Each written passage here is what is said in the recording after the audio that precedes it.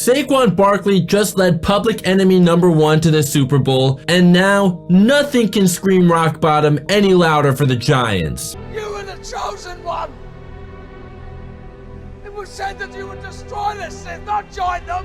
Okay, in all seriousness though, to be honest, the Giants only have themselves to blame here. Bad ownership and bad front office decisions, this is what we get. John Mara, Joe Schoen, and Dave Gettleman are all to blame for the mismanagement of this team for so many years. I can't believe we really still have to talk about Dave Gettleman, but here we are. The Eagles of all teams happen to benefit from the Giants' mismanagement. The Giants were terrible for most of Saquon's time with the Giants, so I actually don't blame them for not prioritizing keeping him, but letting him walk to a division rival instead of trading him so you can at least get something back in return and keep him out of the NFC East? Look what you did. The Giants were 25-48-1 in the game Saquon played for them. Why are the Eagles Super Bowl bound, but the Giants were so bad with him even when he was playing as well as he did in 2018 and 22? Simple. The Eagles already had a really good team before Saquon arrived and got even better with him. The Giants never had a good team with Saquon, and even that one winning season the Giants did have 2 seasons ago, I hate to admit it, but as fun as it was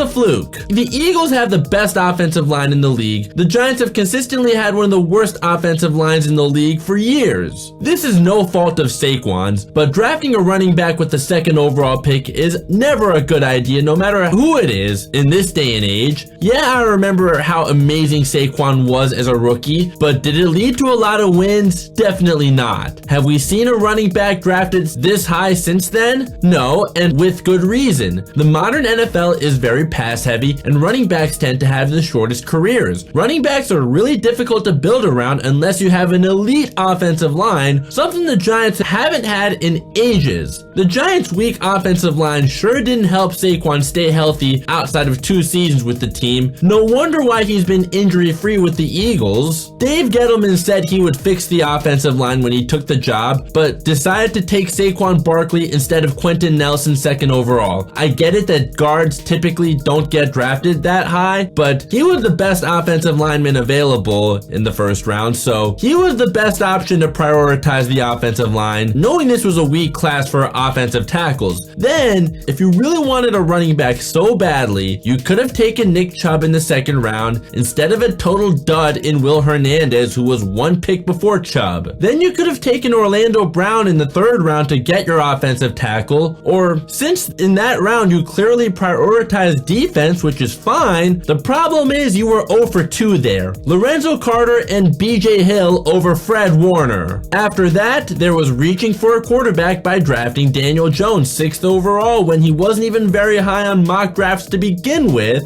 and you could have waited a year to draft Justin Herbert to be Eli Manning's successor. Dave Gettleman shouldn't have drafted Daniel Jones, and Joe Schoen shouldn't have given him the bag. At least Dexter Lawrence later in the 1st round of the 2019 draft was a great pick, but drafting Daniel Jones and then giving him the bag set this team back for years. 2021, not drafting Rashawn Slater to address the offensive line, or Micah Parsons, a generational talent on the defensive side of the ball. Instead, trading down to draft Kadarius Toney, and wow, what a disaster he was. Or 2020, even though Andrew Thomas has been the one good offensive lineman the Giants have drafted in the last 20 years, Tristan Wirfs has panned out better for the Buccaneers. After going 4-13 in 2021, we're done with Dave Gettleman, and now it's on to Joe Schoen. Either of them should have looked into trading Saquon if you're not prioritizing keeping him because of his position, even if it means the success that the Giants had in 2022 doesn't happen, because it's not like the Giants were able to build off of that anyways. Not only that, 3 years in, Joe Schoen never fixed the offensive line either. Crazy enough, Dave Gettleman actually did more to fix the offensive line than Schoen. It was Gettleman who drafted Andrew Thomas. Schoen's very first draft, he drafted a massive bust in Evan Neal 7th overall, and also drafted Josh Ozudu, who hasn't been good either. Out of the 3 drafts Schoen was the GM for, the last one was the only year you can say Schoen drafted well at all, but he still didn't draft an offensive lineman in last year's draft. He addressed the offensive line through free agency, and we We thought he may have finally fixed this problem early in the season, but once Andrew Thomas went down for the season, it had a domino effect on the rest of the offensive line. Meanwhile, the Eagles have had a dominant offensive line for years, and even after Jason Kelce retired last year, the Eagles were already grooming his replacement in Cam Jurgens, who they drafted in the second round of the 2022 draft, and this year, he made the Pro Bowl. In fact, 4 of the Eagles' 5 starting offensive linemen were homegrown. Aside from how well the Eagles have been drafting, they've also developed their offensive line really well. Jeff Stoutland has done an amazing job as the Eagles offensive line coach since 2013. This guy even developed Jordan Mailata, an Australian rugby player who never played football in high school or college, into an all-pro tackle. I understand finding a guy that good is really hard, perhaps even impossible. However, the Giants have had 7 different offensive line coaches under 5 different head coaches, or 6 if you want to count Steve Spagnuolo's time as the interim head coach, all in that span, and haven't had one last more than 2 seasons since Pat Flaherty, who was Tom Coughlin's offensive line coach. As much as I really wish the Giants could finally get the right guys in charge, you know who's hiring the guys who are making the wrong decisions? John Mara. I don't see the Giants going anywhere until John Mara is not the owner anymore. I don't expect him to ever sell the team though. A few months ago, I thought Shane deserves one more chance next season after actually drafting well for the first time last year, and he is getting that. I have been feeling differently more recently, especially after seeing Saquon lead the Eagles to the Super Bowl, and it was Joe Shane who let Saquon walk. What I will stand by that I said back then, though, is we shouldn't expect much better as long as John Mara is the owner. How can we trust Mara to hire the right guy at this point? I was happy to see Mara not be nearly as hands-on with Shane as he was with Dave Gettleman, but now seeing Shane really hasn't done that much better than Gettleman, yeah, there's no reason to trust Mara with hiring the right guy. The team had one fluke season under Shane, and then we've only seen them regress since then. We have seen the value of the running backs plummet over the years. It's been over a decade now since a Super Bowl winning team had a star running back. The Eagles won their lone Super Bowl after cutting ties with Shady McCoy without replacing him with someone nearly as good. The Rams won the Super Bowl after cutting ties with Todd Gurley, also without replacing him with someone nearly as good. The Chiefs have a chance to become the first team in NFL history to three-peat and win their 4th Super Bowl of the decade, all without a star running back on their team. This is a quarterbacks league, and having the best quarterback is why the Chiefs have won 3 of the last 5 Super Bowls. The Eagles only have a good quarterback in Jalen Hurts. Yeah, okay, better than Daniel Jones, but he's not elite. Saquon has a chance to change the narrative about running backs. He is just a Super Bowl ring away from probably having the greatest season a running back has ever had in NFL history. Having a star running back is still a great thing to have, and no one can deny Saquon instantly made the Eagles a much better team. The thing with the Eagles though is that they already had a really good team before he arrived. The Giants cannot say the same about themselves and haven't been able to for a very long time. No matter what era it is, if you want to win games by running the ball, you need an elite offensive line.